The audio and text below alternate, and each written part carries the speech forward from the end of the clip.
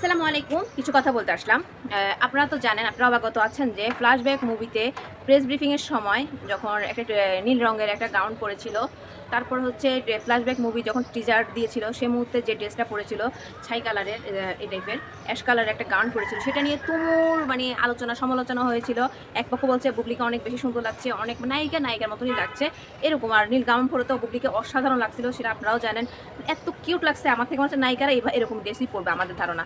কিন্তু এক পক্ষ বলেছে যে বুবলি অশ্লীলতা ছড়ায়, বুবলি এত অশ্লীল ড্রেস পরে, বুবলি এরকম ড্রেস পরে, বুবলি অশ্লীলতা ছড়াচ্ছে। তাদের সময় তারা হাত মোজা পা মোজা পরে অভিনয় করেছে, বোরখা পরে অভিনয় করেছে, এমনকি লেহেঙ্গার উপর ওনা পরেছে, অনেক কথা। তাহলে উনি যে ড্রেসগুলো পরে মানে মডেলিং করেছেন, ফটোশ্যুট করেছেন, যেগুলো পাবলিকে অনেক উড়াই দুড়াই ভাইরাল করেছেন, হ্যাঁ, ওই আবার সাদা গাউনটা না, সাদা গাউনটা পরেছেন উনি। এই ধরনের পোশাক যদি সবসময় পরেন অনেক বেশি ভালো লাগবে।